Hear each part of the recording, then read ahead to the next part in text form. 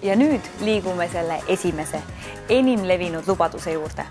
Luban, et uuel aastal hakkan spordiga tegelema ning võtan kaalust alla. Uuel aastal ma arvan, et on üks enim antud lubadusi see, et hakkan sportima ja kaotan kas või natukenegi kehakaalu. Mismoodi saab inimesi motiveerida seda lubadust täitma? MyFitness omalt poolt motiveerib siis inimesi soodsate paketihindadega. Näiteks on meil liitumine jaanuarikuus 0 krooni. Hinnad Tallinnas on alates 4,99 kroonist, Tartus 3,99 ja Narvas 3,49 krooni.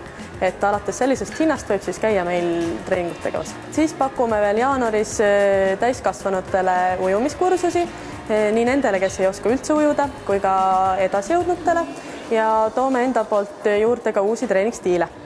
Meil on uus treeningstiil saabunud klubisse, see on Zumba.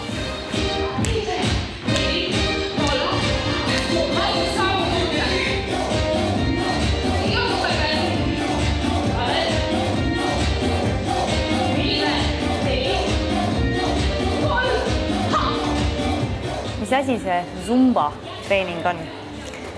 Zumba on siis 90ndate keskpaigas välja töötatud treeningstiil ja alguse sai ta siis Kolumbiast pärit treenerist Beto Perezest, kes ühel päeval unustas maha oma treeningmuusika ja ruttas ta siis autosse, leidis sealt kasseti, läks tundi, pani selle peale ja tegi seda, mis pähe tuli ja rahvale see meeletult meeldis ja siis töötatigi välja selline stiil nagu Zumba.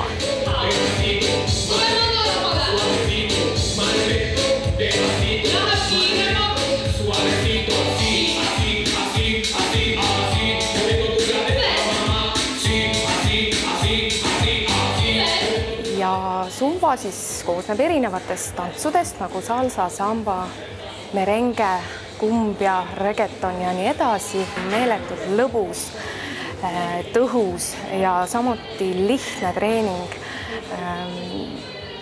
mis sobib tegelikult absoluutselt kõigile, kuna tegu on intervalltreeninguga, et üks lugu, üks tants, järgmine lugu, järgmine tants ja mis teeb selle Zumba veel eriti tõhusaks on see, et Zumba tunnis on lubatud kasutada erinevaid fitness-variatsioone, see tähendab seda, et ma võin tantsu lisada mõne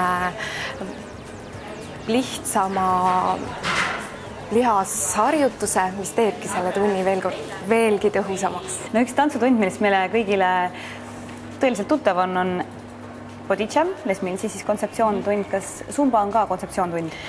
Zumba ei ole nüüd täielikult kontsepttund, et ette on antud küll muusika ja tantsude koha pealt on nii palju, et treener loomulikult ta peab teadma kõikide erinevate tantsustiilide põhisamme ja ise saab seal neid, ütleme niimoodi, et huvitavamaks muuta neid liikumisi. Kas trenn on peamiselt üldfüüsiline või on ta suunatud mingitele kindlatele kehapiirkondadele? Ütleme niimoodi, et kõige paremini on töös ikkagi kerelihased, et hästi palju on puusale, nii nagu Ladina-Ameerika tantsudes ikka, kuid samamoodi nagu ma mainisin, et on ka õigus seal kasutada natukene lihastreeningut, sinna sisse panna, kuid see ei ole ka kohustuslik, nii et tehagi see veel tõhusamaks. Aga igatahes on ta väga tõhus ja kulutab väga palju energiat.